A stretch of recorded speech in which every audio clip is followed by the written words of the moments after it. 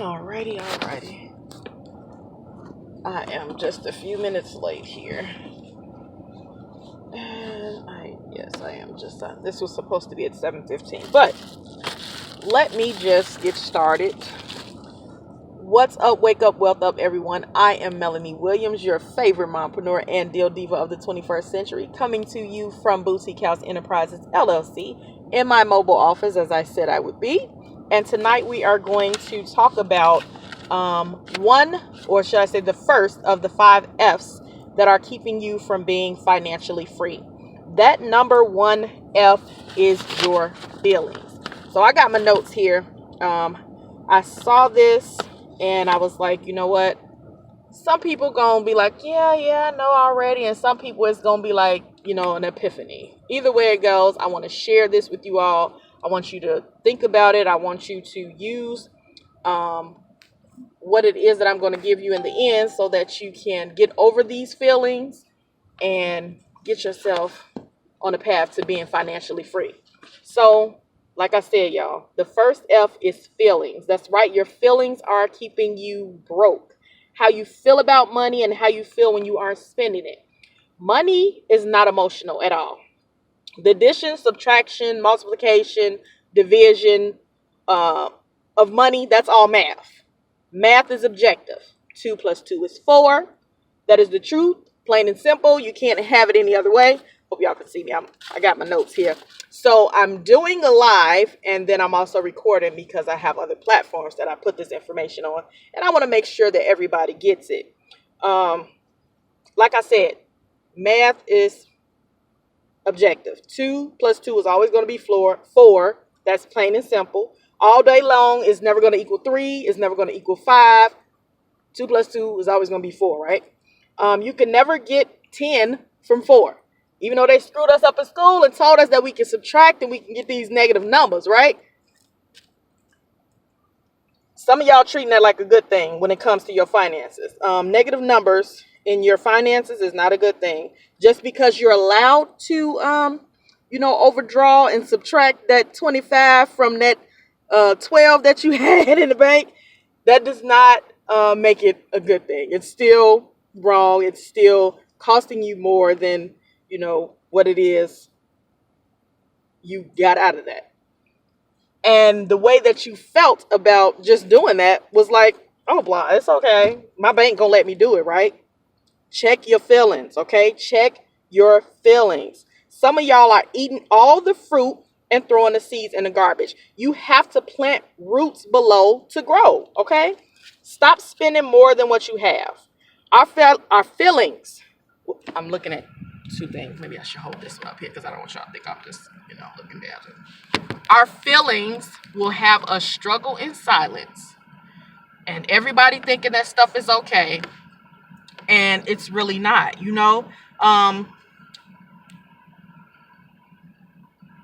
We'll be out here struggling, trying to get baby girl new gym shoes, a brand new backpack, even though she got two good ones already, right? Because we want to make it look like we got everything under control. It's okay to not have everything under control. And it's okay to not go buy new stuff just because your neighbor went and bought new stuff. Because while you trying to keep up with your neighbor, all in your feelings, because you don't want them seeming like they doing better than you, they probably struggling too. In silence, just like you. Trying to make it seem like they got it going on too. Y'all both struggling to struggle. To beat each other in the struggle. I don't understand. Get out your feelings. Nobody want to tell their kids no, right? Everybody want to be able to give our kids, the things that we didn't have, that honestly, most of it we didn't need anyway, right? And half the time, the things that we didn't have, our kids don't even want. We just buying it because, we trying to live through our children vicariously and all the things that we didn't get, right? Half the time, our kids don't even want it. Get out your feelings. Get out your feelings. Your feelings and how you feel about money and these things that you need that cost you money is going to have you broke. Okay? We need to be teaching our children better money management. They watch us. Even when we don't even realize it, they watch us, okay? bad credit, bills stacking up that we can't pay, in debt up to our ears, but we look good and nobody has seen our struggles, right? Sound familiar to anybody? If you guys are watching me live, put something down in the comments. Say hi, wave something. Tell me where you're checking in from. I'd like to know, who does watch this, where you're from, how far this does reach. I'm sorry, y'all. I'm just trying to make sure I stay on track with my notes because I only want to be on here for a little while. But we send our kids to the most expensive schools instead of sending them, where we can afford, because we've got in our mind that the most expensive school really teaches them more, right? When that's not always the case. It's the teachers that teach. So you can have the brokest school, but a great teacher. And I know some of y'all know what I'm saying because you went to a broke school, but you had a great teacher and you've accomplished some great things behind that teaching, right? It might have been a struggle for supplies and things that you needed within the school. But let's not always focus on, I got to send them to this great school over here that's going to cost me all this money because that's where they're going to learn more. That's where they're going to be better at, because you could be sending them to that most expensive school. And if the teachers don't give a crap, then you just paying because you sent them to the most expensive school, right? So, we got to do our research and everything. We can't just let our emotions say, I feel like my baby needs to go to this school so he can be great. And, I'm going to put all this money into this school that I don't even have or can't afford. And y'all, I got a college student, so I'm aware of all of these things that I'm saying to you right now, okay? So, like I said, credit be messed up, got 1,000 student loans that you trying to pay off because you felt like that was the best thing to do, right? We need to teach our kids that credit is more than just balling out at the mall. That's not what your credit is for. You can use credit to start and build businesses that pay off the cars that you should only be using occasionally to keep your credit score popping, right? They need to know that paying the minimum payment in most cases is a setup for extra interest, extra years of debt, okay? That minimum payment is a suggestion that you should not follow. Let's put an end to wrong financial message. Let's build businesses, credit scores, and riches. You can't begin to do these things if you still living in your emotions. You got to get out your emotions and check in when it comes to money. You know what I'm saying? You got to check those emotions when it comes to money. So here's an assignment for all of you. This is the part where you gonna get it together. You heard, what the issue is. Now here's the part where you can do something to kind of get it together. If you're really serious about making some changes, you'll do it. If not, you'll find something else to do. You might not even watch this far because you're like, I don't want to hear that. That's fine too. I'm just going to talk for the people that want to hear it. Get a pen and paper and write down the last 5 things that you can remember you spent actual cash for. Total up what you spent. Then write down the last 5 things that you used the card for. It could have been your debit card or your credit card, but you used the card. You didn't use cash. Then total that up.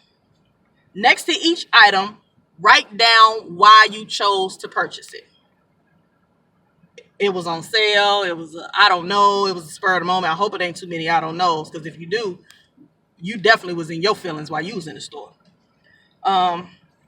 Just a hint. If you can't remember the last 10 things you purchased with cash or with the card, you really need to get a handle on your spending, okay? If you spent more than you put in,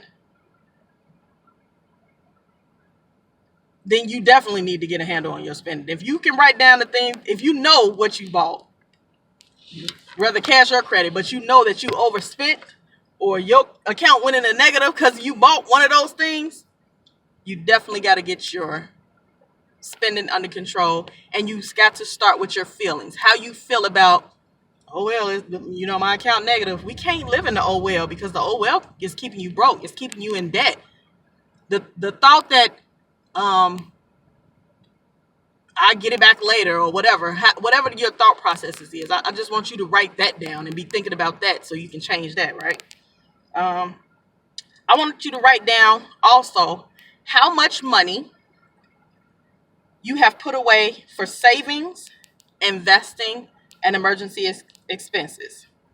If you spent more than you put into either of those, or you haven't put into either of those to date, then that is where you need to start. You need to start putting away for savings, for investing, and for emergency expenses.